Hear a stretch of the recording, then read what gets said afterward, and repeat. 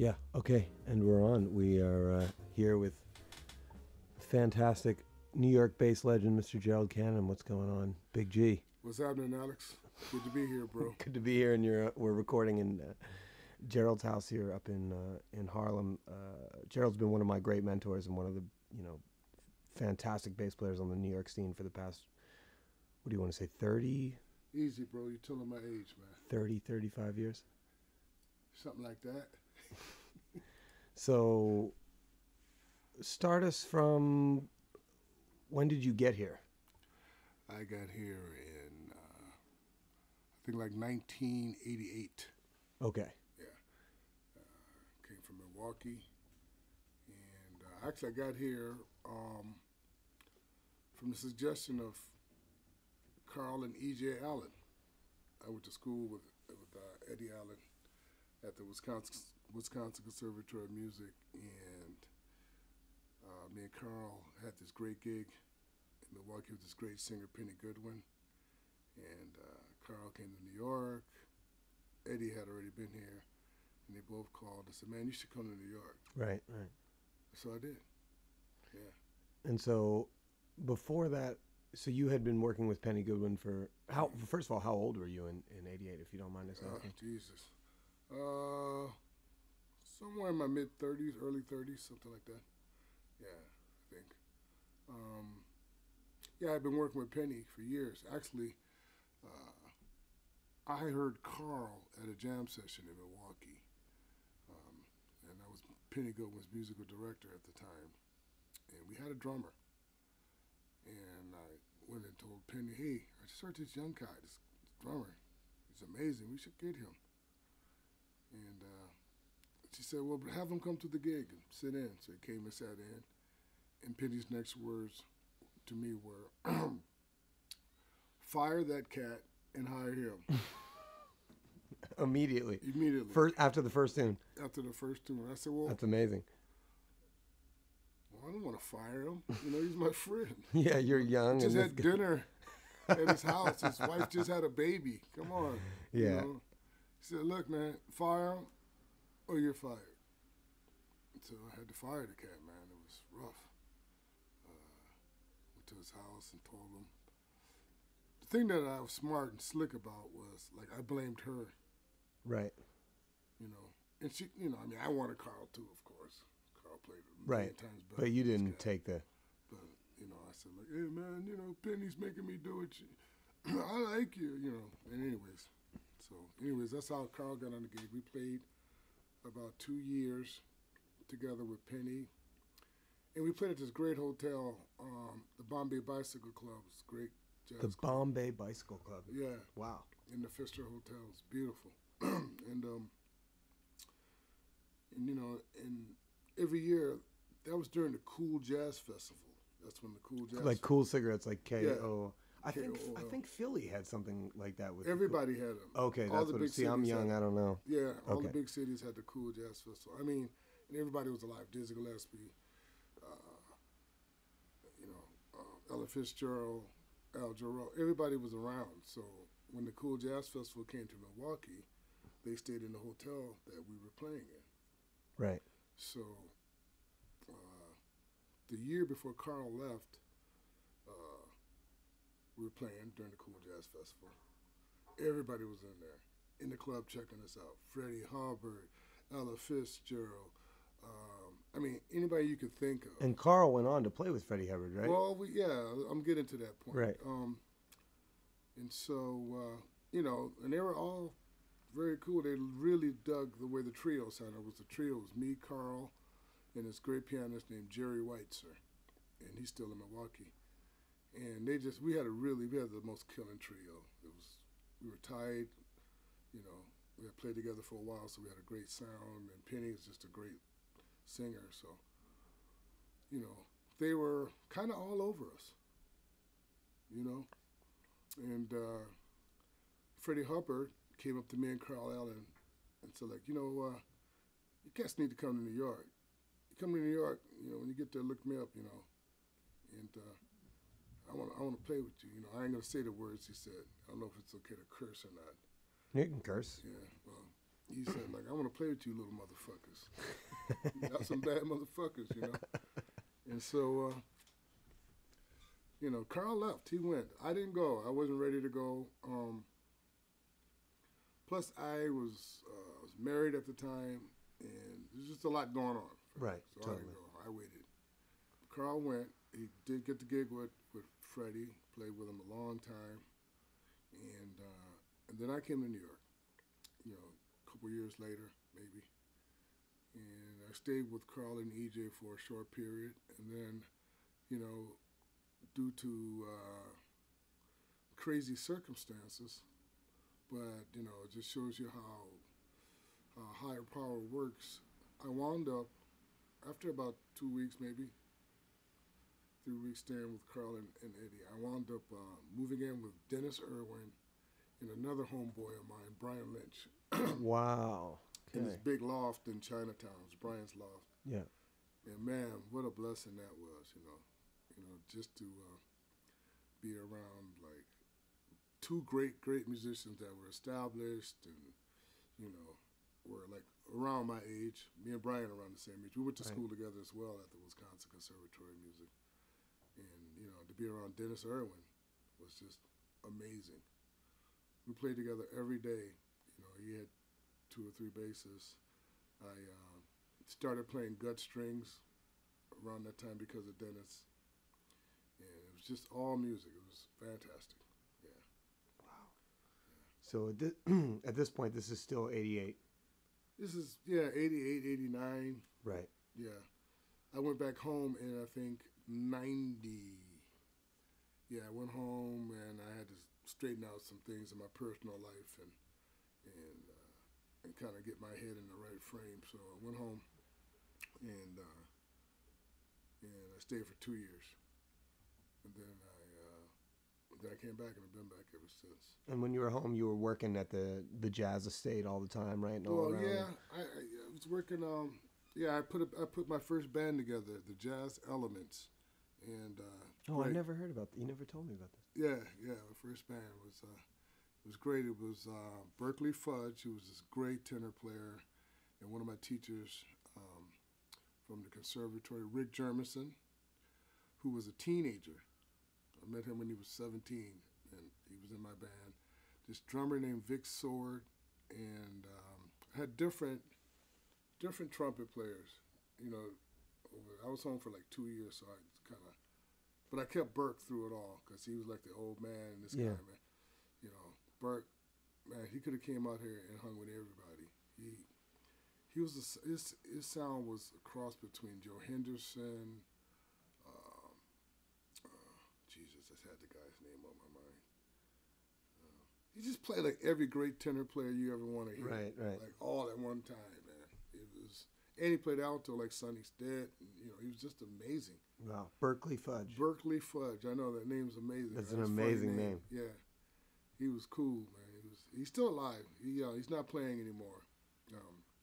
But I took improv lessons with him, which greatly developed my style of soloing because he played so much horn. I just wanted to learn how to play, bass solos like a saxophone player. Right. So I took lessons just while I was in school with him. I took improv lessons with him, and he just showed me shit, man. And he was one of my combo directors. It's good, cool. Wow. Yeah. So that's okay, 88, 89, and then you're going home in 90, and you're doing all that, the jazz elements and stuff. Yep. And you're working around back with Penny again, or you're? No, I wasn't working with Penny. I just had my own thing. I started teaching at the conservatory, where I went to school again. But before I went home, it was like just like when I first came to New York, it was just amazing. I'd never seen nothing like it. I just so different than the scene in Milwaukee, which was at that time a great scene. But this was like a Milwaukee jazz scene on like triple steroids. Right. This is Bradley's and. Oh man, Bradley's, and there was these other clubs, 7th Avenue South. Yeah. It was just so many more clubs. But the amazing thing were the jam sessions.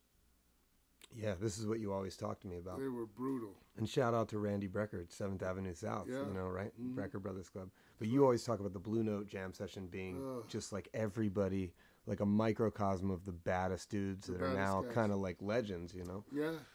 I remember a lot of cats that when they first came through there, like, well, for me, for instance, when I first came through there, you know, I'm straight off the boat from Wisconsin, you know, so you know, a lot of guys thought I had a funny accent, a lot of crazy stuff. Hey there. Yeah, they thought I didn't talk like that though, but I just was more articulate, I guess, in a way. I don't know what it was, but who cares? Who gives a shit? But anyways, you know, it was pretty weird, man. It was, you know, they didn't want to let me play, you know, and I would go there to the jam session like every night. And this is when I was living with Carl, because I had to take the PATH train from Jersey into the to the Blue Note. Actually, me and I would always meet up with James Genius on the PATH train. Which was a total trip for you to tell me that. I was like, you and James Genius, like just coming to New York, going to jam sessions. Yeah, that's incredible. Everybody went, man. I mean, now the guys who go to the jam sessions, or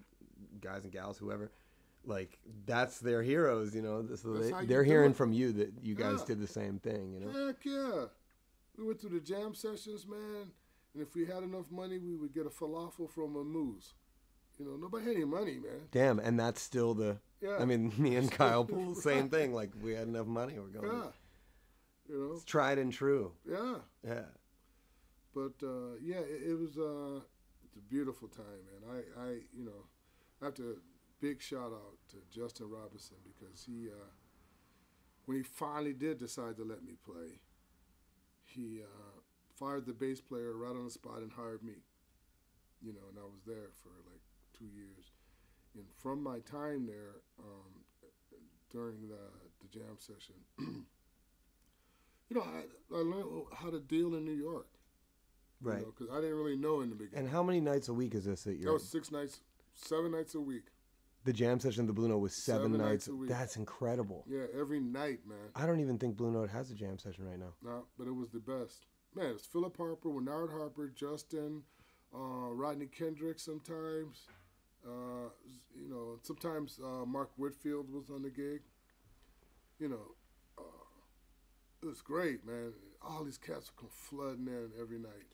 But the hippest thing about it was that, you know, we could get in free and see who was ever there before us.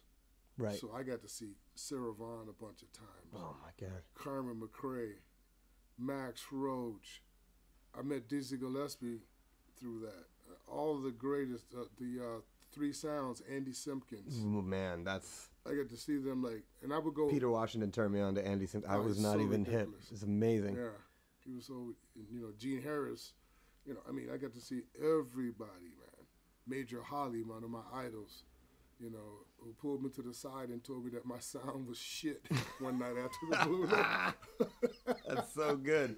Yeah. That's like you when I met you when I was in Philly when I was 16. I mean, you were kinder because I was young. I was really young, but you told it like it, you know. Yeah, he was like, you know, boy, you know, you play all right, but your sound ain't shit. Damn. Boom. Yeah, that'll get you moving, right? Yeah. So, you know, I mean, it was just a special time, man. It was the place to be, and every night it was the place to be, you know. And through that, they got like a lot of gigs, you know, like, well, not a lot, but I got put in position to do some very special gigs with Dexter Gordon, a few gigs with Art Blakey. Wow, I didn't know you played with Dex. Yeah. Can you talk on that for a second? Because I never heard you mention that. Yeah, I played with Dex for only a couple gigs. You know, it was me, Bernard Harper, and James Williams. Wow. Yeah. And, man, I was just so, you know, probably musically ready, but not mentally ready. Right. Same with Art Blakey. Musically, yeah, but mentally I was just not in the right frame of mind to handle those kind of gigs at that time. But, you know, back then, you know, you got thrown into a gig whether you were musically or mentally ready or not. Right. You know, and that's why I went home. I went home to just completely cleanse myself of all of the bullshit that Oh yeah, put that was, thing. was Yeah, stopping me from put that thing on silent. yeah, from getting to where I needed to get, you know, change my whole spiritual outlook and all that stuff. So when you played with Dex, that was before you left and went home. Yeah, that's before I left and went home. Right. And it was one of the reasons I left. I just said like, oh man, you know. Okay. The Sorry, fuck was that? we You can no, crop it's that fine. out. We took a little break. Shit. So We're clapping and shit. right. Clapping and shit. But Exactly. chop this off, but go ahead. Start from the beginning. So Hold it. All right, go. no, I'll just edit all this out. We're past that point now. I'm gonna have to do some editing work. Fuck that, man. I'm gonna leave that in. No, you gotta take that out. This is classic. All right, here we go. So you go back in '90. You're home for a couple years, Yeah. and then when you come back to New York, do you notice a major scene change? Do you? What's the, Yeah. What I noticed in 2 years' time, 2 years or so time, that shit changes fast in New York, man. Yeah. There were cats that when I was there before I left that really went on their game, you know, but by the time I got back, they were on their game, man. Right. You know, and they were like doing major gigs, you know, and I was like, wow, I'm glad I was shedding while I was home, because shit, you know, which is the beauty of New York and which is why I came to New York, you know, because, you know, it's easy to be a big fish in a small pond.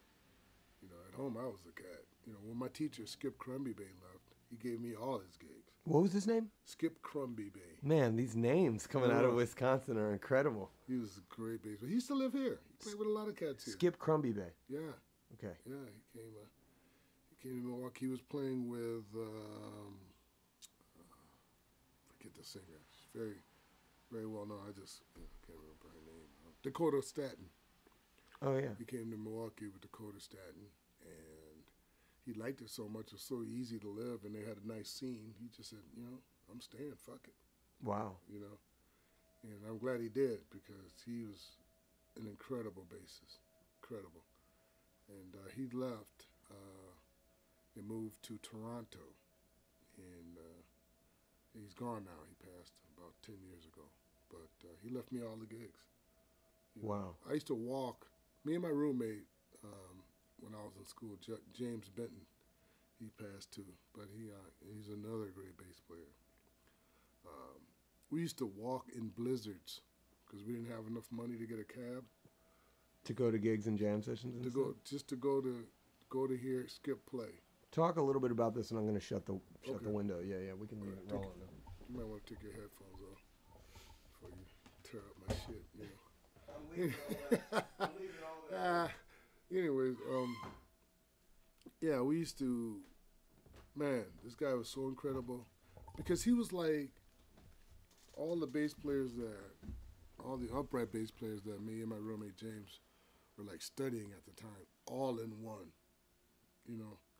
He actually studied with Paul Chambers, so he had that thing. Skip Crumble Bay.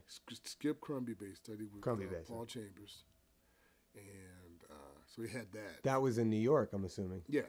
Okay. New York. So he had all of that, and he had this Ron Carter thing with the substitutions. Skip was the king of substitutions, and he had the organic abstractness within the form of Buster Williams, all at the same time, you know. And so we used to walk, you know, in the blizzards, because him and his piano player Barry Vellman had a duo gig at this club downtown in Milwaukee, and we would walk from the east side of Milwaukee in a blizzard all the way over there to downtown to see them play. Every maybe Monday or Tuesday night they played duo. And I would ask him after every gig, man, can I please have a lesson? He'd be like, nah, man. You're in school, aren't you? Like, yeah. You know, I said, but I want a lesson from you. Like, no. So, and, you know, after he saw us coming, and sometimes James wouldn't go, so I would go by myself. Right. So he agreed to give me lessons, and they were unorthodox lessons, but I learned so much from him, and I'll be forever in his debt. And I still play some of his classic Skip Crumby Bay isms, you know. Really? Wow, Yeah. it's like that influential. Yeah, that he was that. Anyways, so back to New York. Yeah, so when I came back,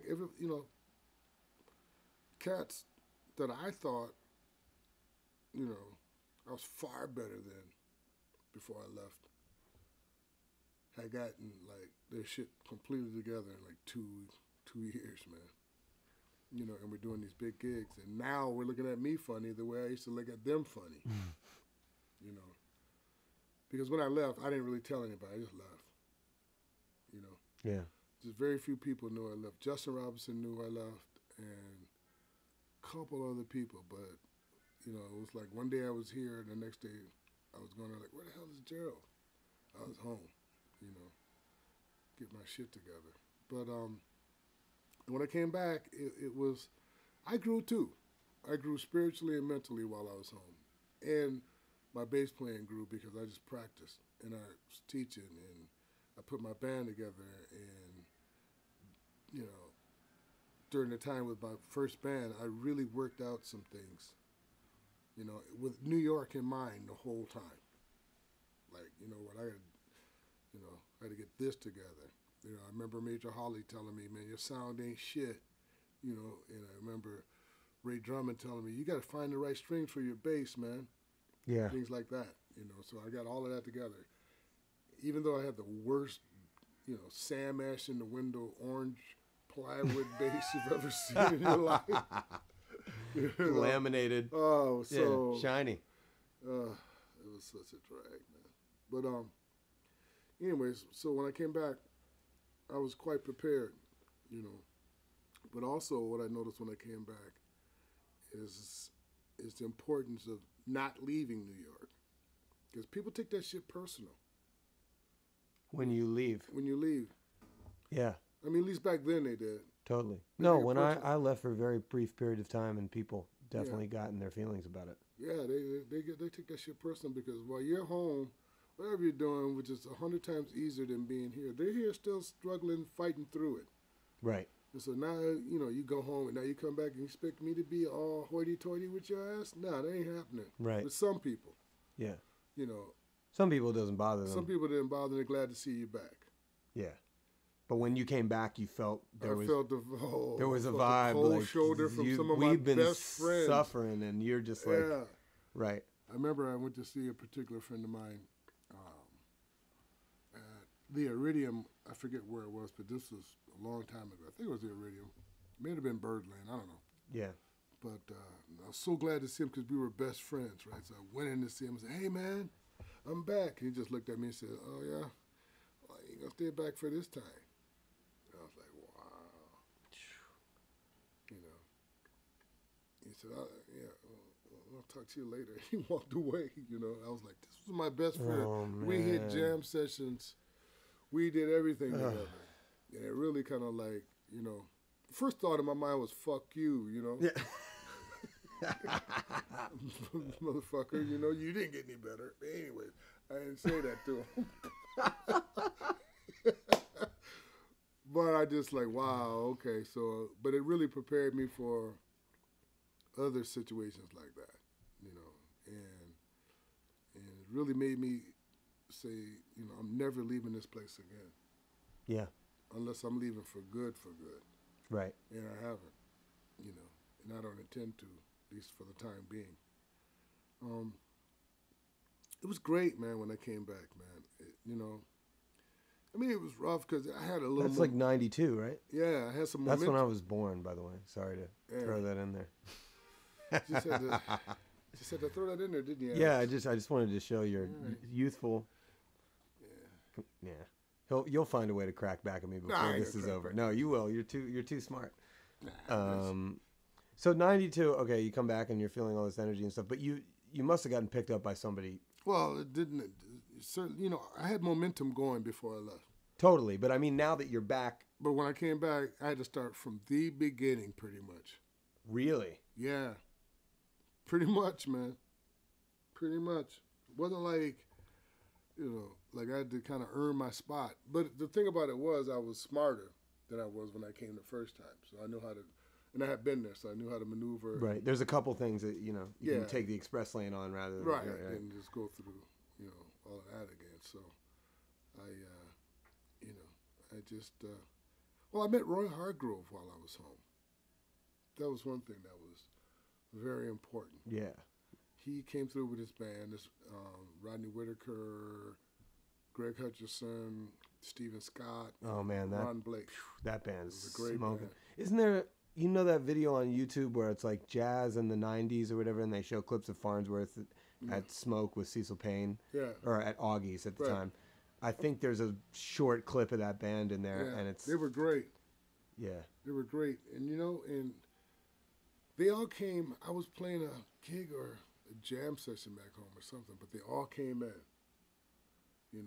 Oh, you told me about this. Yeah. And Rodney Whitaker was so nice. I'm thinking like, who's this young guy? Because he's a little bit younger than me. Right. Back then, I said, but whoever he is, he's playing that shit out of his bass.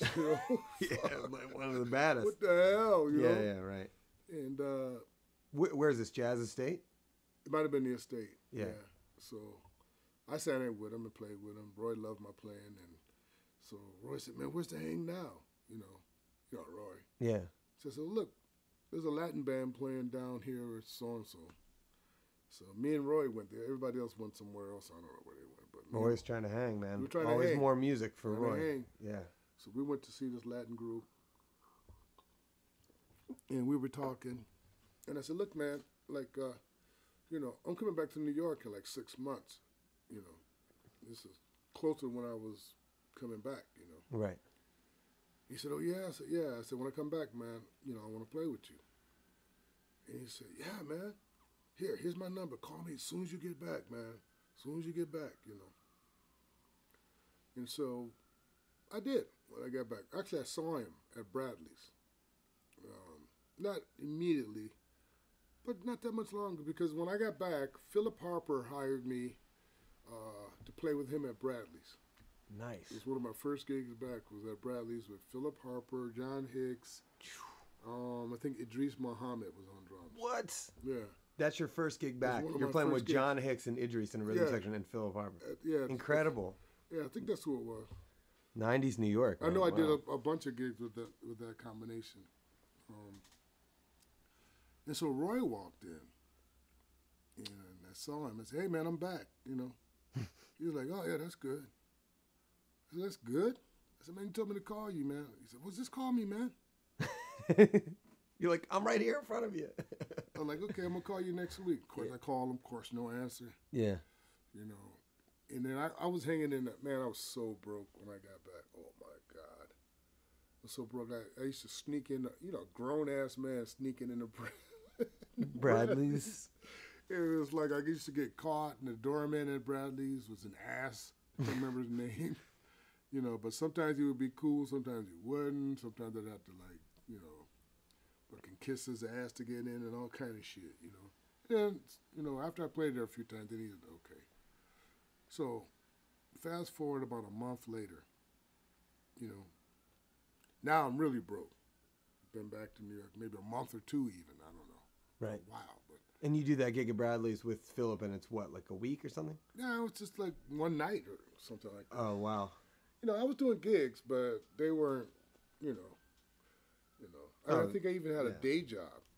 I did. If I'm not mistaken, I had a day job for a minute. Yeah. Anyway, so, fast forward, I see I was just hanging, actually. I was hanging in Bradley's, and Roy came in about 2 months later. I said, yeah, man, I called you, man. Every time I call you, don't return my call. What the fuck is that, I said, look, man, I really want to play with you. I said, man, I'm going to call you. Just wait. Little Roy saying that to me, and I'm starving, man. I'm pissed off. You're like, call me back. I need a gig. Yeah. And I said, okay. Sure as shit, he called me about 2 weeks later. His manager, Dale Fitzgerald, called me and said, like, hey, Roy Hargrove. Is that the same Dale Fitzgerald that's associated with the Jazz Gallery? he Okay, started right. it. Yeah. Oh, he founded the Jazz Gallery. Pardon me, I Yeah. didn't know. The first Jazz Gallery was Roy's apartment. That was Roy's apartment, that loft. The That's where Roy the lived. one downtown. The one, not the new one, the one before. Right, Yeah. where you go up the stairs Yeah. and then it was all to That was the... Roy's apartment. Yeah, I went there when I first got here, Mm-hmm. as I'm sure a lot of people listening did. Yeah. And so yeah, my name is, did you know Dale? I'm not sure if I ever met nice him in guy, those early man. days. He's a nice guy. He's like an anthropologist, but was in the, He was an anthropologist. yeah, he was like an anthropologist, did degrees in that or something. He must have been a brilliant cat. That's a deep... He was smart, but he had this deep voice. Like, oh, yeah, this is Dale Fitzgerald. Roy Hargrove wanted to see your availability to do some shit. Great podcasting, but great interview voice right there. Yeah. Wow. Yeah. So you get this phone call from this deep voice, and Yeah, it's from Dale, Dale. And I was like, yeah, okay. And he said, it's in Pennsylvania. Here's the music. And pay so and so and so and so. I was like, wow. Okay. So at the time, that's right when the record Family came out, Roy's Family. Ah. And so, man, I was living with a bass player, Alex Gressel. Oh yeah, I know we were Alex. roommates in Brooklyn. Yeah. Alex was such a great roommate, man. He was just a good guy. He's a just really sweet guy. Beautiful cat, man. Yeah. And he saved my ass because I needed somewhere to live, and he was like, "Come on." Yeah, I see him around still. Yeah. Yeah, totally. Yeah, and so, man, he sent me the CD. I went to his office, picked up the CD, and from that point on, man, until I had about 3 weeks before the gig, I ate, drank, slept, shit, pissed, nothing but that CD. That's how you do it. I shedded the fuck out of that shit, man, for like, 2 or 3 weeks. Locked myself in my room, damn near starved to death, and just learned that fucking CD inside and out. And that's how I got the gig. I flew over there with my orange bass. I still had that You shitty flew bass. with the bass. Yeah. Oh man, for all the young bass players, this is like it's Yeah. like bass porn right We're there. new. Like, oh, you flew with your bass. Yep. I got a Amazing. draw from Dale for the payment so I could rent a trunk. Flew to Pennsylvania with my shit. Checked into the hotel. Do you remember where in Pennsylvania or not I really? don't remember where, but it was beautiful. It was trees and shit. So if you're saying Pennsylvania, it's probably not Pittsburgh or Philly. No, you know no, what I mean? no, It's this like was some central PA Yeah, this was some kind of concert or series or something. series, yeah. So I flew, got there, checked in a hotel, went to my room, immediately took my bass out just to brush up because I flew in on the same day as the gig. Right. Brushed up on this shit. All of a sudden the phone rings, it's Roy. Hey man, it's Hargrove. I'm like, yo, what's up, man? Did you learn the music? I'm like, yeah. All of it? I said, yeah. He said, because I ain't got no charts. I said, man, I don't need no charts. Ha! He said, man, you don't need no charts. Roy. I'm like, nah, man. He said, man, I'm coming down to your room. Let me see. I said, okay. He came out, brought his horn. And he just started playing tunes. I just, the really only hard one was the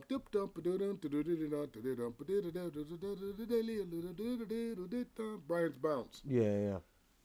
I mean, they're all hard, but that one was like, that took a couple days to figure out. Right. And he was like, damn. I said, okay. Got onto the gig. And I, just the whole setup of that whole thing was like, this is what I want this shit. Right. The whole setup. And back then it was different, man. Yeah, and Roy was throughout his career, he was always very, very popular. But at that time, it was crazy, right? Like the fame of somebody like Roy Hargrove. Yeah, it was off the chain. And I just liked the whole setup. And don't get me wrong, before I went home, I did some great gigs, man. Right. I gotta say. I did some great gigs. I did some I was playing at the Parker Meridian 6 nights a week with Buddy Montgomery. Everybody who came in town came in to see that. Yeah. That's the hotel Yeah. on That's where the burger place is in the back. Right. Well, in that place where that burger place is in the back used to be a club where they had a piano bar. And it was me, Buddy Montgomery, and George Flutis for a while. Oh, wow. Yeah, I know Flutis real well. And then Flutis got off the gig, and it was Jeff Ballard. You and Jeff Ballard? Yeah, with Buddy Montgomery. Wow. For a long time. Like, I think the listeners, there's probably not any records of you and Jeff Ballard playing. There's probably not any. That's amazing. Yeah. I would love to hear 6 nights a week. Had our own lockers. They fed us. Money was ridiculous at that time. Right. And so, you know, I had some great gigs. Buddy took me to the first time I got on a plane to go on a gig in California with Buddy Montgomery, and we played the San Francisco Jazz Festival, and man, I played with Donald Byrd. That's where I met Marlena Shaw, Ernestine Anderson. First time I met George Coleman, Big Black. We were the rhythm section for all of the Big Black? Big Black, the percussionist. I don't know. Yeah, he's a legend though. Big Black, and who else? Man, it was just like unbelievable. That's not Horatio El Negro. No, it's different. He's okay. American, African American. But no, it was just unbelievable. And yeah, that's where I met George Coleman and played with him for the first time. And anyway, so I did some things. You had all these great gigs, but yeah, you know, and not just like I was saying about the Roy being at like, you know, a massive peak of fame or something like that. But aside from that, it's a gig where the music is like incredible and well, it was a band. Right. It's like it's a real working band. Working band. Right. You know, and I liked it, man. I liked it so. And I kind of been following Roy ever since I met him in Milwaukee. You know, I was like, man, this little motherfucker's bad. And this is really around play. the time of the Fambro records too, right? Yeah. With him on it? I don't really know. All I know is I was following Roy after that, after I met him a lot, just kind of just checking him out, right. Buying records and kind of like reading Downbeat magazine, you know. Right. They didn't really have internet like going like it is now. I might be even mixing that up too. I know there's one with Winton on it, but I feel like there's one with Roy Hargrove around that time. I don't know, you know. But he's another cat that was very, very cool with me, man. It was Charles Fambro, another guy. That he came through Milwaukee? No, I met him when I was in New York before I left. I mean, you know, look, when I came to New York, here were the cats as far as bass is concerned. Like of my peers. Should do a minute marker. This is the juiciest part of the podcast. Yeah. This is what every New York bass player is going to be like, skip. Yeah, no, they weren't. I mean, these are the cats that shook my boots, at least. That had me thinking, like, damn, I got to get my shit together. Right. Taurus Mateen, Reggie Veal, of course, Fambro. Was living in New York at that time? Well, I used to see him. Right. All the time. Even if he was Curtis Lundy, I used to see all the time. Coach. At Bradley's. I mean, the younger guys that were like, oh, shit. Charnette Moffett was one of the younger cats. That was just like, you know, they were like cats kind of. Right. You know, they've been playing with cats, you know, and... Could you tap the screen? Just make sure. I know we're rolling here, over here. We got a screensaver up. Oh, it's okay. Are we good? We going? Yeah, we're going. We're good. Yeah. So, anyways, I get on the gig with Roy, Pennsylvania, and first tune, bam. I knew it. I can't remember what it was, but you know, I'm not gonna lie. I didn't know Kareem Riggins. Kareem Riggins was me, Kareem Riggins, Stephen Scott, Ron Blake, and Roy. And I didn't know Kareem. Killing band. You know, all I knew was he was young. You know, this guy looked like he's about 15. So you're like what, 20? I was the oldest. 5? I was in my, close to 30, maybe in my 30s. I don't know. Wow. You know, but I was older than everybody in the band, you know. Yeah. Which was to my advantage, you know. Right. And I took full advantage of it as well. You know. And so, but I was nervous, man, because these little motherfuckers could play, you know. So I ain't gonna lie. You were the oldest. Like I wasn't nervous, like these little motherfuckers, you know. So, you know, we played the first tune, great. They all looking at me like, damn, man, you know. And they had kind of heard about me because I think Roy told them that I played with Boo and a few other people. Right. And so they were kind of like, yeah, you know. And man, it was a great gig.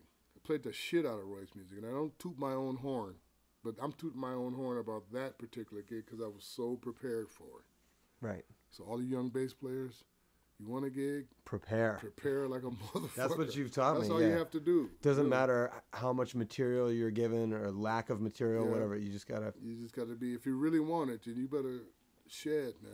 Like, and play better than the last cat, or is good, or just play. You know. Yeah. Play the music, man, and play it your way, not their way either. But so after the gig, we're all done, and Roy's like, "Damn, man, wow, man, you played the shit out of my music." And I said, yeah. But, you know, I said, I don't know who this cat is. I know his name, but I'm not going to mention it. I said, I don't know who this cat is, man, that, you know, that's on the gig, but fuck him. I want this gig. Old school. Old school. That's where I used to be in New York, man. Right. Like, you know, No, that's what you taught me when I was asking about, you know. Yeah, I mean, I didn't know the guy personally. Had I known him, it wouldn't have mattered. I still would have said the same thing, you know. And Roy said, "Oh man, you know, Roy's little, and I'm bigger than him, you know." And so I was looking down. I don't think I was looking kind of tough, you know, kind of rough at him when I said that.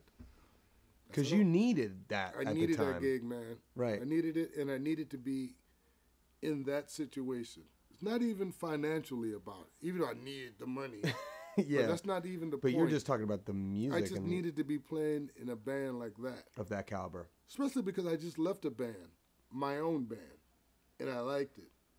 In Milwaukee. In Milwaukee. I left my own band, and I liked the whole feel of being in a band, not being a freelancer. And this is a time of a lot of bands. It's a time a lot of bands. Which is like kind of one of the big issues. Nicholas had a band. Bradford had his band. Everybody had a band. Redmond had a band at this point? Or not yet? Yeah, he had a band. All these cats had their bands, man. And they all had enough work to sustain a band. They had enough work to sustain a band, and you're all like young cats that were like coming after it. They were coming after it. Joshua's band was coming after it. All the bands back then were, which is different than now, I think. They were coming after it, man. They were hitting hard. They were really fucking hitting hard. It wasn't like anybody trying to reinvent the wheel. Everybody was just going for it. Motherfuckers were going for it. Do you think that's coming out of like age and competitiveness and like trying to get work, or like? I think that's just the mindset back then. It was like, man, this is a band. We're going to play as a band, and we're going to just kick everybody's ass. It's young lions. It's literally like lions. Right. They're like, you know. Right. It was fierce. A beautiful time, man. You go to the North Sea Festival, and man, there were bands, man. It must have been crazy at the festivals back then. Oh, it was ridiculous. I can't even imagine jam sessions at the jazz festivals back then. Man, jam sessions like at the North Sea Festival were like, motherfuckers were going up there cutting, true cutting motherfuckers. And with that in mind, too. Wasn't all of this like, you know, let's just get along shit? Backpatting. We'll get along after the tune. Right. You know, but for now, we're on the bandstand together. Man, you better just get your shit, man. Yeah. It's great. And so the bass players are around at that time, like in your age group. Yeah. Or not age, maybe like working age group, however you want to call it. It's like you, Bob Hurst, McBride, Peter. McBride came a little later. Okay. He came a little later. McBride was here when I got back. Right, but he was coming up. He was one of the cats, but there were cats like Peter, Reggie V. Peter had already been around for a little while. A long time. Peter was around when I got here. I took Peter's place when he left Art Blakey. Right. The first time. Peter had been around. Peter came in the door, kicking the door open. Right, exactly. You know? No, so when do you know Peter got there to New York a little bit before your first time? Yeah, a little bit before. And who were, so like, there are guys who are from New York at that point, like just general, like a bunch of guys, like Ari Rowland, right? No, Ari Rowland. Man, I remember watching when Ari Rowland was like a teenager when I first came to New York. He was very young. Him and his guitar player, I can't think of his name. They used to play out in front of the Vanguard. Really? Every night, yeah. So Every night, man. I don't care if it was winter, summer. Those motherfuckers are out in front of the That's- Vanguard on the sidewalk playing. You know, and a lot of people don't know that about Ari. Ari's been a true trooper the whole. I remember seeing, look at this little motherfuckers out here playing, and it's freezing out here. yeah, he's Having like a been a good time. dedicated student of Yeah. the music for a long, long time. Right, man. He's Yeah. a great musician. So you have that kind of energy of people who are like tried and true in New York, like students of the music, like playing, like doesn't matter if it's out front of a club or like Don't in matter. Augies and past the hat joints and whatever Yeah. and stuff like that. And then when you go out on the festival scene too, You go to the festival, see, it's just like murder. it's murder, man. If you fucking unbelievable. Plus, The level's so wait a minute, high. But plus, that's just our generation. Yeah, then you're not like Ray Brown's still around. Right. You know, you're playing North Sea Festival. Can I get a Like- smoke from you? Can Yeah, you- like with Roy Hargrove, and you know, then the next thing you know, here comes the Heath brothers, Percy and Percy Jimmy and Tootie, all still. all still there. It's incredible. And then you got Ray Brown coming to just, you know, set everybody straight. This is just after DeVivier though. Well, I don't know. I I wasn't think around he during the- passed like late '80s, but I'm trying to think I'm of talking about in my time. That's all no. I know. I'm thinking like from '90, like what older bass players are around? Obviously, Mr. Carter, Buster Williams is playing around, Ray Brown's playing around, Percy Heath, Yeah, Major Holly. Major Holly, yeah, like Andy Simpkins. A cat that played with Max. Shit, I can't think of his name now. He put me on the spot. There were a lot of man. There was Stafford James. There was Clint Houston. They got that side of bass playing too. also those were the what's cats my like man's Bradley. name You from got the Red Winton Mitchell. band? Winton's band. What's his name? Phil Bowler, right? Phil Bowler. Phil Bowler kind of. He wasn't really around when I came here. But you got Red Mitchell. You know, I'm thinking of the Bradley. Well, he's young. Yeah. Phil Bowler's younger, but I was Yes. just He wasn't really. Michael Bowie was around. Michael Bowie too. Yeah. Right. You know, you got And Fambro Dennis and Irwin, of course. yeah, Reggie Workman's still playing around. Reggie Workman. Not, yeah. He was playing, he was around. Fucking, Dennis, man. wait a minute. The cat that gave me my first gigs in New York when I first came here, from Chicago, Outcat. Fred Hopkins. Right. Because you were playing with Hammy at Blewett, right? Through Fred Hopkins. My first gigs in New York were all avant-garde. Fred Hopkins hooked you up. Fred Hopkins was an Air, right? Yeah. That was him in Air with. Yeah, he was ridiculous, man. He was. And a lot of people don't know that about you. I think people know about all, the my first gigs were all yeah, avant-garde. and you telling me that kind of blew Yeah. my mind, right? Yeah, they were all. I hated it, because I didn't come to New York to play that. I didn't understand it. It sounded to me like everybody was just playing anything. But I'm so grateful that I went through that and I found out what true abstract expressionalism really is through the bass. And that's From that. But we're jumping around. That's the first trip. That's the first trip. Yeah, Okay. yeah. That's when I first came to New York, like in the '80s. Yeah, that's all the gigs I had. You really Tyler got Mitchell was one of the cats. Tyler Mitchell, totally. Yeah, that's right. Yeah, and there's so many bass players like your age or a little bit younger that we're not even mentioning that are playing their asses off around the scene at that time, right? There were a few. Man, it wasn't like it is. It wasn't like that, man. Larry Grenadier, he's a little younger than you, right? He came later. Right. I mean, and he wasn't really. It wasn't. Man, look, it was so hardcore. Like, you couldn't really get a gig off a vibe back then. You just fucking had to play your instrument, man. You couldn't get a gig because you got some kind of vibe. Right. That was corny when I came to New York. It's You- like either your ass could play or, get the fuck out of here. Yeah. That's the way it was, man. I hate to be like, but that's the truth. It wasn't like you couldn't get a vibe because couldn't get a gig because of a vibe. I don't care what instrument you played. It You had, wasn't like you had that, to man. really, really be dealing You on had all to be fronts. dealing, man, like consistently too. And so when, around this time with the festival circuit, It changed though when I came back. That's when that vibe shit started creeping in. what do you, expound a little bit? You don't have to be completely candid because I know this is like broadcast, but Yeah. Well, I mean, it just, when I came back, I was a little shocked that, it was a lot easier to get on than it was before I left, even though it was only 2 years. Do you think that's more work, or you just like generally more work around, or you think it's like kind of the scene has just changed? It's just changed, like it's changing now, like it always changed. Every 10 years it changes, man. I've been here about 30 years or so, you know, and so it's changing now, right now, before our eyes. Right. It's changing now. Every 10 years it changes. It's a shapeshifter. Mm-hmm. But it always comes back to, you know, to good music, good feeling music. People feel Right. good because they get tired of trying to figure this shit out. Like when somebody comes up with some new shit that, and I'm not against it, you know, but like if it's not, I mean, this is just my own humble opinion, you know. People, they get tired of trying to figure it out, man. Yeah, and They they wanna just want feel something good. that feels good. Yeah. And that's why Roy's music is so amazing, because Well- it feels great, but it's so amazingly like it's just great music. I don't even want to use words to That's it. the best band I ever played in my life. I will always cherish that time, you know, and all aspects of that time too, because there were different bands. I don't know how I made it through all those different changes, man, in Roy's band. You know. So give a quick rundown. So when you first got in, that's Kareem. First got in the band was Kareem, Ron Blake, Stephen Scott, and Roy, and me. Then it changed. Kareem went to play with Ray Brown. So Amazing. then Willie got the gig.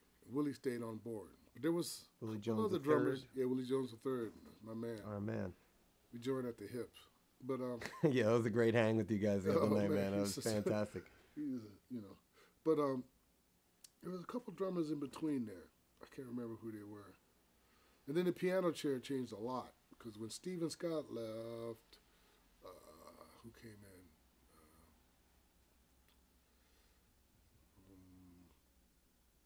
Well, first, Alan Palmer, I think, came in first. He stayed for a minute. It was fun. And then Charles Craig, Charlie McGregor, that's what I call him. Charles Craig. Charles I don't know Craig. about him. Oh, he's ridiculous. Crazy great piano player. He came in, and when he came in, it was me, Charles, and Willie, and then Ron Blake left, and Sherman came in. And that's when the band really gelled, you know, with Charles. And then Charles left. Charles stayed about 2 years, maybe 3 years. And then when Larry Willis came in, that's when the band excelled to where it was ridiculous, where it was just like, you know. and this whole time you guys are working like crazy. Working like crazy, man. Working like fucking crazy. In Europe all the time. Just working. Headlining every major festival in the world. Playing all the clubs. And just, man, what a great time that was, man. When Willis, that combination. Then Frank Lacey came in for a short time and it turned into a sextet. Beautiful. And man, it was like band shit, man. Yeah. Even though Roy was the leader, you know, and we all respected and loved him, man. We musically would hit the bandstand. It didn't matter who the fucking leader was. Right. You know, we just played music together. You know, it wasn't like, and Roy wasn't that type of band leader. Like, you better play it this way or I'm going to get somebody else. Like, he wanted the rhythm section, you know, to like kick his ass every night, and we did. We tried to every fucking night, you know. And him and Sherman, what a front line, man. When Sherman came into the band, instantly the mix between the front line, the balance of the horns, like those guys could just like it sounded like one horn playing in harmony, you know. Yeah. Like, and Sherman knew exactly how to play the backgrounds behind Roy. He knew exactly where Roy was going to do his trills or whatever. It was just beautiful, man. Best band I ever played in, and we knew it. We knew we were like the shit. You know what I mean? We didn't try to hide it. We weren't like cocky about it, but we were competitive about it for sure. We would stand on the stage at the North Sea Festival and just look at the band that's playing before us. We'd all stand there on the side of the stage and just look at them. We had so much You guys fun, are man, vicious, fucking with man. people and shit. So what year does Sherman come into the band? I don't know the exact year. I don't know. He Mid '90s, late '90s. Yeah. And I recommended him. I said, man, you gotta get this cat from Smalls, because Sherman was playing at Smalls, and he had been with the Lincoln Center Orchestra, with jazz at the Lincoln Center. During that time, I think he was with them, but he was playing a lot at Smalls. And I remember the first time I walked into Smalls and heard Sherman Irby. And to be honest with you, never really paid attention to alto saxophone, except for Cannonball and Bird. Yeah. Never really paid no attention to it. I remember the first time I walked into Smalls and I heard Sherman play, I was like, who the fuck is this cat? Right. The sound is so beautiful. Plus his ability to improvise over anything, and just blew me away. Yeah. And we became very close, and we started practicing together. We spent a lot of hours, me and Sherman Irby, in my apartment or his apartment, playing mostly Sweet Georgia Brown through 12 keys. Yeah, you told me that, right. Trying to fuck each other I have a buddy, Matt Chalk, alto player, and we would do the same thing. Yeah, 12 keys on a tune and just... Yeah, or just pick tunes. Alto and bass. Just open up the fake book, and look at a tune and just play it. Open up the fake book instead of the Facebook. Yeah. Yeah. You just play for hours. Work. Yeah. For hours. I'm talking hours, man. Wow. For hours. At least every other day. Sometimes it was every day we would do that shit, and I would be listening to everything he played, I'd go home and try to remember that shit and play it on bass. I didn't do it around him. Sometimes I would, but I was stealing all this shit. So you're always trying to get the horn player, so like you were with Berkeley Fudge, right? Yeah, man, because I want to trade with horns. Right. Sometimes. So, okay, you stay in Roy's band until... I stayed in Roy's band until, for a long time. I was with Roy for 11 years, I think, 9 or 10, 11 years, something like that. I got a call to do, first call I got was to do Milt Hinton's memorial, which is very special to me because Milt Hinton is the reason I left a school studying physical education and went to the Wisconsin Conservatory I forgot of Music. about that, yeah. Because I met Milt there. And so, I get the call.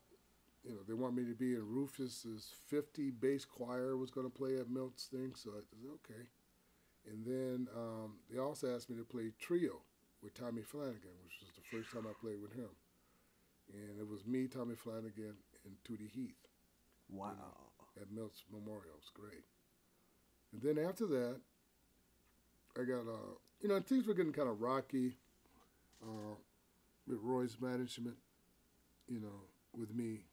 And I had enough, So it was time for me to leave.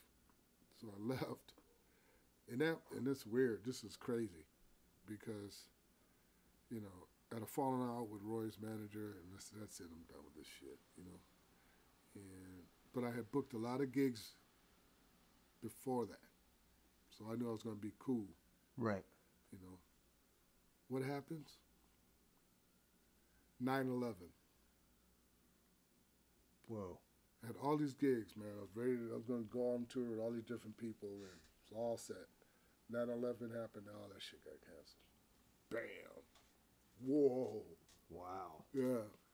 It was deep, man. So it obviously deeply impacted the New York scene, and then also the tributaries, like couldn't leave. The traveling, and yeah, I couldn't leave. But just as it turned out, I started getting gigs right after that. As a matter of fact, the first gig I went out on after 9/11 was with Vanessa Rubin. I think it was in Philly at the Blue something. Zanzibar Blue? Zanzibar Blue. Okay, yeah. Yeah. And then I started getting other gigs. And after that, a short time later, I got the call to play with Elvin. Yeah. How did that? Eric Lewis Said you got should me on get that gig. Gerald Cannon. Yeah. Eric Lewis got me on that gig. And, wow. You're talking about, and I'm like, I think I was 40 something at that point, you know? Yeah. You talk about going back to school, like, you know, as a grown, established man. That's what that was with Elvin. It was like, whoa, you know. It was like completely going back to school and really learning how to play the bass and learning what the role is. You know, not what my ego thought the role was. Yeah. It was like, no, this is... And from all the experiences you told me about playing with Elvin, I mean, you could do a whole podcast just on that. But I remember you talking about playing with McCoy and Elvin at the same time. Yeah. That's the one that you tell people about that briefly? I don't really, like I said, I don't like to toot my own horn. And some of these memories I just love cherishing by myself. You know, I tell people like you, right, close people. But yeah, that was unbelievable, man. I was at the San Francisco Jazz Festival. And that's where I first really met McCoy. Even though I saw him a million times when I was doing a jam session at the Blue Note. Right. You know. But he was scary looking back then, man. He had that tight mustache. He had the ponytail and shit. Right. He just didn't smile a lot, man. So I didn't, man, nobody went up to McCoy. It's McCoy Tyner. Yeah, nobody went up to him, and said, like, hey, man, no. There was none of that. When he came down the stairs to go home with his overcoat on and shit. Yeah. Everybody got Red the Sea fuck out of parted. the way. Yeah, exactly. It's like, oh, shit, But, yeah, I met him. I was in the dressing room, Elvin's dressing room, and McCoy walked in. I was like, wow, that's McCoy Tyner, You're in the same room as half the John Coltrane Quartet. Right, Wow. Me and Elvin were really cool, man. So Elvin said, hey, Coy, to meet my bass player, Gerald Cannon. He can play, like that, And I was like so proud, Yeah. And McCoy just looked at me and was like, I was like, God damn.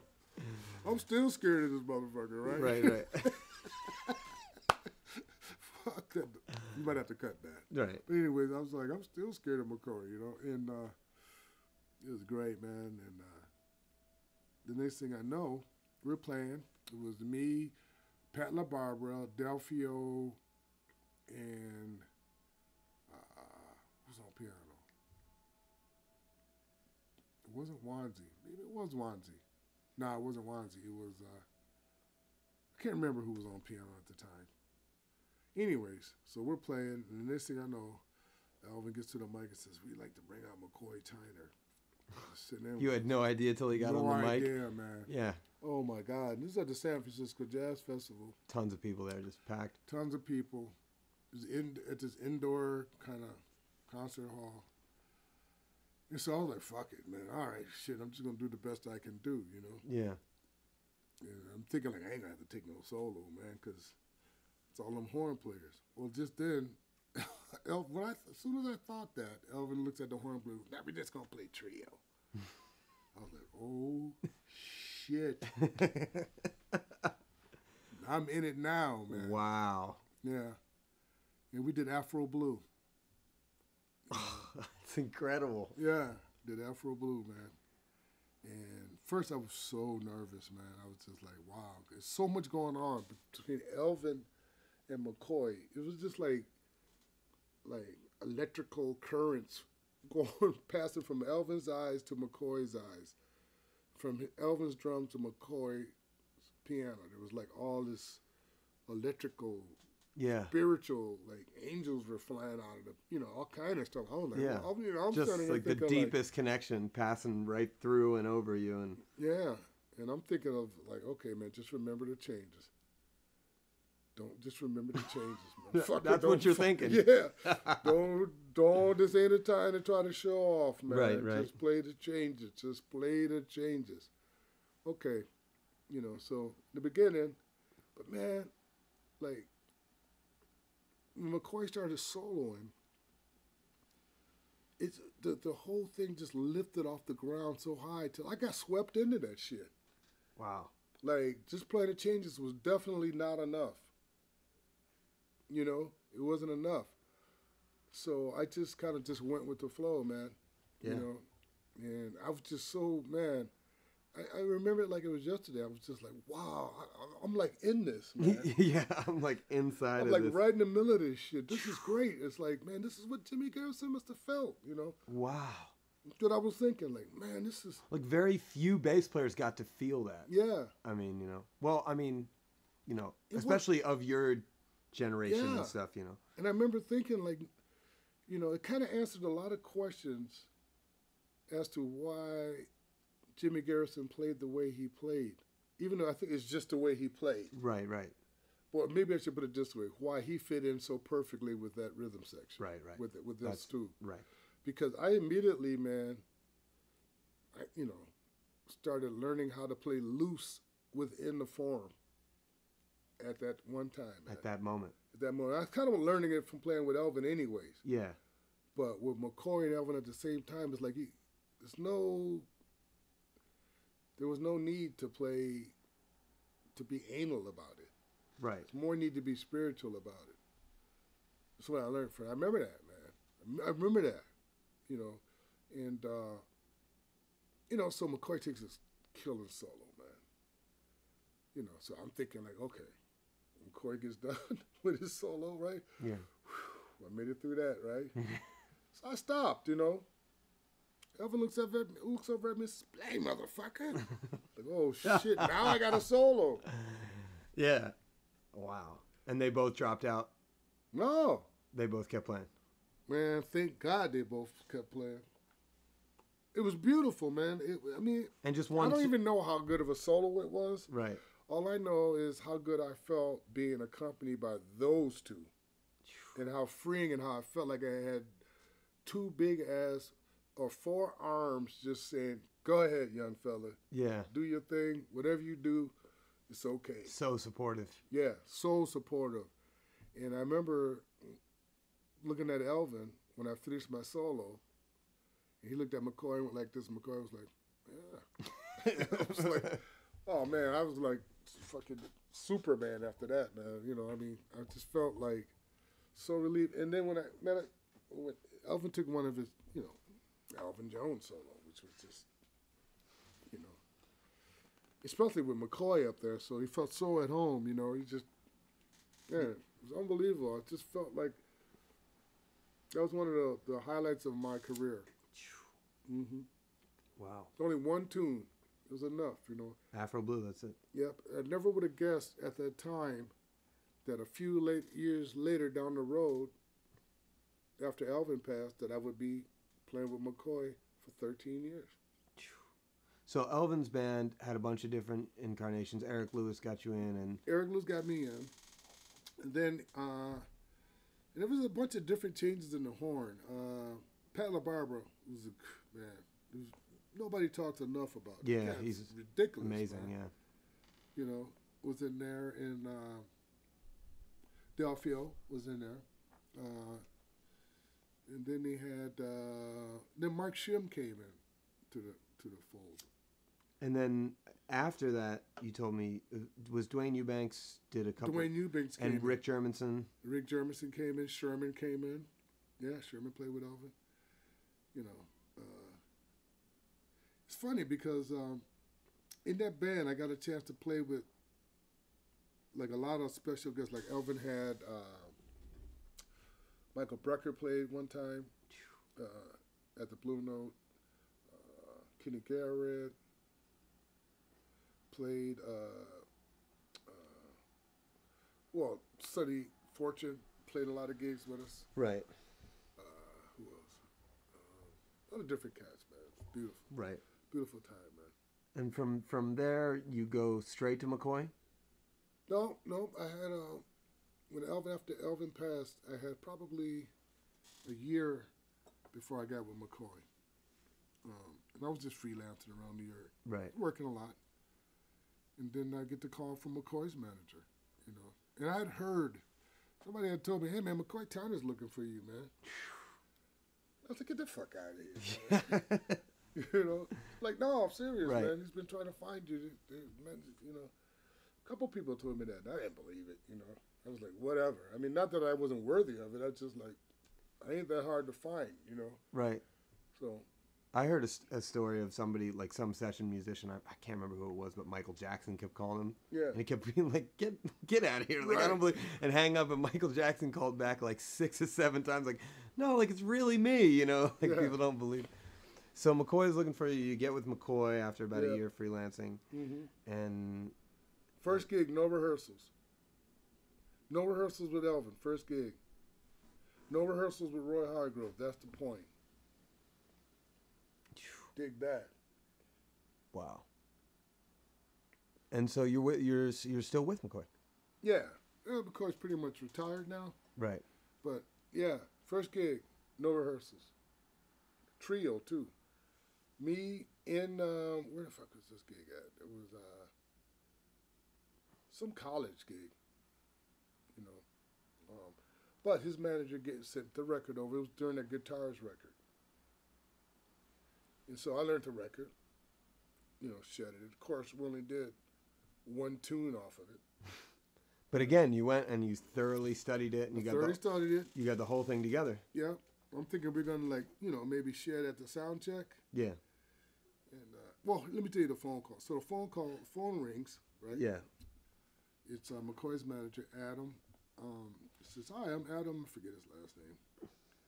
And I'm McCoy Tyner's manager, and we were wondering if you're available to do."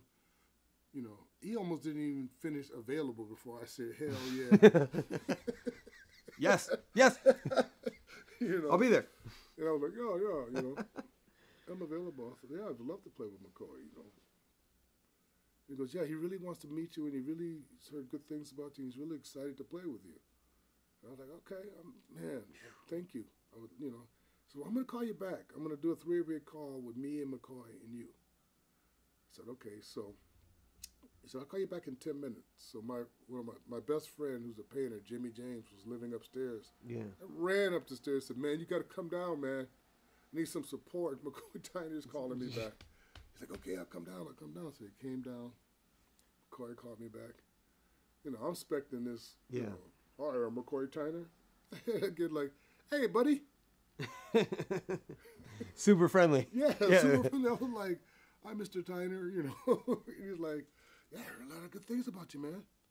I said, wow, that's great, you know. And he goes like, yeah, man. So, tell me you play with Elvin. I said, yes, sir. I played with him for 9 years. He goes, oh, that's good enough for me. Hey, Adam, just give him the particulars. Just work out the particulars with my manager, okay? Looking forward to seeing you. Bye. There you go. I'm expecting like an interview or some shit. No, you know. you played with Elvin for 9 years, so for him, He said that's like, good enough for me. Wow. Yeah, man. That's it. Elvin's band has a bunch of different incarnations. I'm sorry, McCoy Tyner's band has a bunch of different incarnations. Yeah, all great though. Yeah, totally. Every one of them are great. And Gary Bartz did a lot of work with you guys, Yeah. right? When I first got in the band, it was me, McCoy. The trio was me, McCoy, and Eric Gravatt. Right. And the first gig, man, I get there early to the sound check. Mm-hmm. I didn't have my bass. I had to use whatever bass they had. Checked it out. This is somewhere in the States somewhere. Yeah. Yeah. It was decent enough. Right. You know? I'm just thinking, what's the name of that tune? I can't think of this. I'm just trying to remember that tune and Fly with the Wind. Right. I'm shedding Fly with the Wind. I've seen like you a play Fly with the Wind with well, McCoy. the first gig, I was shedding the shit out of it even before Boom, McCoy. boom, boom, boom, Right. Just making sure I had all the hits in the right spot. Right. It's a lot of bass stuff in there. A lot of shit, you know, so That's one of my all of a favorites. sudden I see the little guy, little tough guy, walking down the middle, from the back of the concert hall, down the middle, you know. I'm like, damn, who is this kid? He looks like he's going to kick somebody's ass, right? He comes up on the stage and goes, hi, I'm Eric Gravatt. You know. I said, hey, how you doing, Mr. Gravatt? He said, just call me Eric. Okay, how you doing, Eric? He goes, yeah. Did you get together with McCoy? I said, no. And he said, oh, baptism by fire, huh? And I said, yeah, and I got a little pissed off, a little kind of rubbed me the wrong way. Yeah, because you're just showing up on this gig, and Yeah, I'm like, look at this cat, you know. And so I said to him, well, you know, Eric, I didn't get together with Elvin Jones the first time I played with him either. So, oh shit, you played with Elvin? Like, yeah, for 9 years, motherfucker. I didn't say that to him, but I was right, thinking that. right, exactly. You ain't gonna scare me, man. Right. After Elvin, there's no drummer to scare you. I think that's good for the listeners to hear that kind of thing, because I think a lot of cats listening to this are, I mean, they're probably not going to get to come in and play with McCoy Tyner, but they're coming into gigs for the first time, and sometimes there's a vibe, you know. There's a vibe, man. How do you handle that? That's old school. Yeah. I mean, shit, all the gigs back in the day were kind of like that. If you play with an old guy, they're going to break your balls, man, into a million pieces. And if you don't take it, then you ain't coming back. Yeah. Or if you don't take it the right way, or if you don't stand up for yourself. It's a matter of knowing when to stand up for yourself. And how. And when to just take it, man. Right. When to just fucking take it. Yeah, I've been breath, working on that right. one for about just 10 take years. A deep breath and be like, look, this guy played with so-and-so. Who am I to try to like debate with this cat, man? Yeah. He's still out here. Right. Just fucking take his shit, you know, and then catch respect you. But, you know, I didn't know Eric, man. I knew who he was. I knew he was the first drummer with Weather Report. Right, yeah. I knew he played with McCoy in the 70s. I did my research on him, you know, before. Pre-Wikipedia. Well, maybe Wikipedia's around at this point. Yeah. It was but around. I'm just saying you're working hard for the... You're I like just looked him researching. up. Yeah, you're researching like, cats. Who's this cat Eric Gravatt, you know? Yeah. And I knew he was a bad motherfucker, but it wasn't his gig. Right. He was a side man. Right. He was like me, you know. And plus I was older. You know, I was in my 40s, man. You know, close to getting 50 or whatever. Yeah.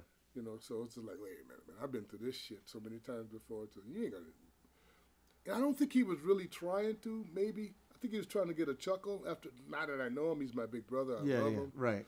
He was just, you know, and he might, who knows, he might have been testing to see if I had balls or not. I don't know. Right. You know. Now, if McCoy would have came that way, I would have reacted completely different. Of course. You know? But it's so beautiful, man. McCoy came in, didn't say a word. He just said hi, sat down at the piano, looked around at me, said, you ready? I'm like, yeah. Sound check, right? Yeah, the sound check. Yeah. I was okay. Let's run through Fly with the Wind. I was like, I'm glad I got this one. Yeah. And we went through Fly with the Wind. I went to take a solo. I said, okay, that's good enough. Cut it off. Got up and left. And then came out and you played the gig and... Played the gig, man. Angelina, that's the name of that tune. The only tune he did from that record was Angelina. And he played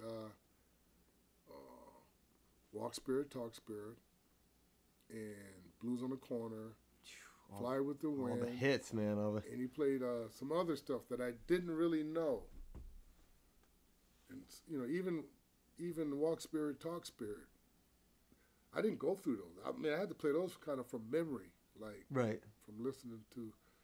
And but the thing was, somebody told me, like, look, man, you know, I forget who it was. Oh, who was it I talked to? Because I called, when I got the gig with Elvin, the first person I called was Andy McLeod. Yeah. Because the first time I saw Elvin, Andy was playing bass with him in Chicago when I was in college. So I called Andy and I said, hey, man, I just got the gig with Elvin. He said, man, your life will never be the same. He was right. But I forget who it was I called when I got the gig with McCoy. I can't remember now who it was. Weird. Anyways, whoever it was, they told me, said, listen, man, if you get lost, just listen to his left hand. Yep. His left hand will take you right everywhere you need to go. And so that's what I did. I just keyed in on his left hand and got me through. And, yeah, the first gig was amazing, you know. And, you know, it was weird because I wasn't used to, like, Eric's setup. You know, he had a cymbal really high and flat right on the left side of my head, you know. Yeah. Eric plays hard. So, you know, but boy, and it's been like you said, a bunch of different changes. Eric was there for a long time, you know. Eric, me and Bart, sometimes Eric, me and Joe Lovano, you know, Eric, me, and all different horn players, you know. And then we did this thing with it. Because it was during the Guitars record, so we did some tours with Mark Ribot and a couple other, with Schofield. Woo! We did one, and then we did one with Oh, we did one with. I can see his face. Can't think of his name. Shit, I can't think of his name. Anyway, Pat Metheny, no. George Benson. No. I can't believe I can think of it. He's such a beautiful, nice guy. He can play too. I can't think of his name. It'll come to you later. Yeah, it'll come to me later. But anyways, so we toured with a lot of different people, man. Christian Scott, Oh yeah, you know. he went to Japan with you guys, right? Yeah, He told me about that. Yeah, it was great. He was so prepared, man. Yeah, I Out love of all the Christian. young guys that came on the road, he was one of the most prepared I've ever seen. I saw him with Ron Carter too, and he was super prepared and amazing. And amazing. And he's also doing his own thing, and like Right. it's amazing. Yeah, I love. Played beautifully, man. Yeah, It was good touring with them. We did a short tour with Strickland, Marcus Strickland. Marcus Strickland. He did some one. Farnsworth played in the band in and out. Farnsworth, yeah, Farnsworth. Well, after Gravatt came Francisco Mela, and he stayed in the band a long time. Yeah, I saw that band with you in French. You know, and the beautiful thing about Francisco was just to watch him develop into a true jazz drummer. Alongside you and McCoy Tyner. Yeah, That's amazing. yeah. He just to watch him develop, like, you know, coming from Cuba, and you know, and playing with Joe Lovano, which is completely different than playing with McCoy. Just watch him just, you know, just work his fucking ass off. Yeah. Because he had to. And Lovano made some gigs with you with McCoy too. Yeah, a lot of gigs with him. Yeah, I thought so. But just to watch him work his ass off, you know, and want to learn how to do this shit the right way, and blossom into like a really good drummer. You know, great drummer with McCoy was a beautiful thing. Yeah. I enjoyed it, and I also enjoyed the fact that me and McCoy had a lot to do with his development into like a great jazz drummer in his own way and in his own right. Yeah. You know, and so then he left, and then came Joe Farnsworth. Bam, perfect. You know, and in between there were a lot of guys that Chris Beck did it. Will Calhoun did it, you know, a few times. You know, Sherman was great. McCoy loved Sherman. But Gary Bartz and McCoy, man, Yeah. Jesus Christ. Even when I'm watching that on YouTube, I can like feel the spirit so strong. Oh, man, I learned so much being in the middle of that. Ooh. It's like you don't know, it's like you don't know who to root for. It's like you just root for everybody. Totally. You know what I mean? It was just like, and just listen to the, man, and one special time we played was with Herlin Riley, McCoy, and Bobby Hutcherson. And just to see that, the love they had for each other, respect they had for each other, but the musicianship, that, man, those guys had something between each other. I think that's, you know, and I think that's what it was with Roy's band. We all had something special, like, between each other. Yeah. We loved each other, but musically, we loved each other even more musically. Like, it's hard to explain. No, You know? totally. Yeah. It's hard to put that kind of. It's hard to put it in words, but I saw it with Elvin and McCoy that time, you know, and I saw it with McCoy and cats from his generation, you know, and I saw it with Bartz and McCoy every night. So, let's, because we got to kind of wrap up in a second. Sadly, which I wish we had. No, it's cool. Talk about your leader stuff a little bit, because I think a lot of people, I mean, obviously people know that you're incredibly seasoned veteran supporting artists and stuff, but now your leader, like your leader record, the one that's out, you've got a couple out, but the combinations is awesome. I love that. You know, I mean, you know, I'm 61 years old. That's all you gotta say. Buy the record. No, I mean, you know, it's like I've been so blessed to have been around, you know, some of the absolute most greatest musicians of all time. So, and even from the beginning with Penny Goodwin, she made me her musical director when I was 20 years old. You got the picture of her right here to Yeah. always remind you. That's beautiful. Yeah, and she taught me. She took me into all of her business meetings with her. You know, when she was negotiating new contracts. Yeah, I remember you telling me about those. How funny those were. Just like, she'd be like, "Look, get your ass over there, sit down, shut up, and just learn." It's amazing. Yeah, and so, you know, I learned from her. And my father was a band leader, a gospel quartet leader. He was the manager of the band and everything. He pretty much did the Straw boss, all that stuff. all of that, man. And so I come from that kind of thing, and you know, and then to see develop it, you know, from Penny's teachings, and then all these different leaders, because I've been a sideman since I was 10 years old with my father's group. So I got to see how they, you know, how to deal with personalities and all that kind of shit, you know, which is a lot, you know. But like, you know, I intend to do like a lot more of that, and I've been kind of working it. But I like being a sideman, man. Yeah. You know, Totally. I have no problem with it, man. And I like being a leader too. You know, I don't know what to tell you. It's just, you know, I just rehearse my band, and I'm the kind of leader that just like, and the kind of composer that when I write music, I'm writing it because I want to hear what they have to say, how they have to interpret it, not me telling them exactly how to do this and that. Yeah. One thing from McCoy Tyner, man, and from Alvin, and from every great band leader that I've ever been with, nobody has ever told me exactly how to play. McCoy never, ever said, you know, you got to do this, you got to do that, you shouldn't do this, you shouldn't do that. None of them Never. ever said it. One time at the Blue Note, we were playing Blues on the Corner, and this is when I first got with McCoy, and it was swinging so hard, man, till when it got to the bass solo, I just kept walking. Yeah. You know, it was feeling so good. Eric Gravatt, me and McCoy was swinging. He was comping, man.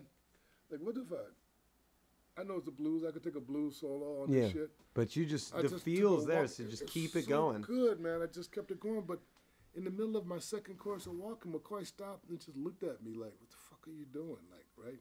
I thought that. That's what I thought. You know, I was like, "Oh shit," you know, I fucked up. You know. Yeah, yeah. So we finished the tune. We took a break. I immediately went to McCoy's dressing room, and I said, "Man, I call him Chief. I said, Chief, I'm so sorry, man. That you know, but it was swinging so hard, man.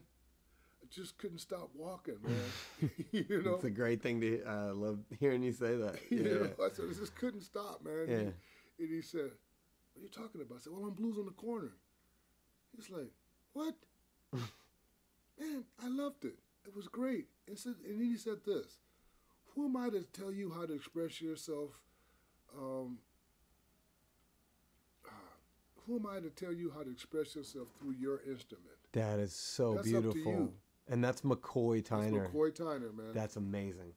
That should set an example He for said it was a great solo, man. Wow. And I was like, wow, okay. And I also thought about, like, man, stop reading the wrong shit into everybody. He might have just stopped because he wanted to hear it. He thought he might have been comping too much. Yeah. Who knows? You know, McCoy laid out, who strolled more?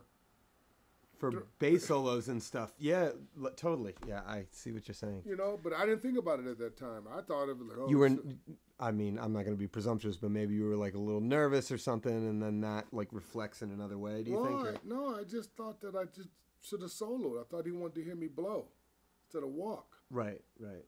You know, I finished the chorus, and man, it kind of fucked up the whole set for me too. After that, I was just like distraught and kind of weird and shit. Thinking about it, like, you know, but there you go, man. You know. So all this nitpicky shit, man. It's just not, I've never had it from anybody, any of those guys, even Alvin. If I played something wrong, he would certainly say it. Right. One time I tried that because I couldn't figure out how to play with Alvin. I'm going to say this and we can wrap it up. I couldn't figure out how to play with Elvin because I mean, he liked it, but I just felt uncomfortable as shit, man. In the beginning, I just felt so uncomfortable, man. Even though I don't think, I mean, he kind of knew I felt uncomfortable, but he still, you know, and at that time, heads were rolling. He was firing bass players left and right, man. You know, so I wanted that gig, so I was just, every night was like, am I gonna get fired tonight? You know, that kind of shit. You're like, ah. So, oh man, that was torture. Am I gonna make it to the next city? Hey man, that was torture for about 2 years, really.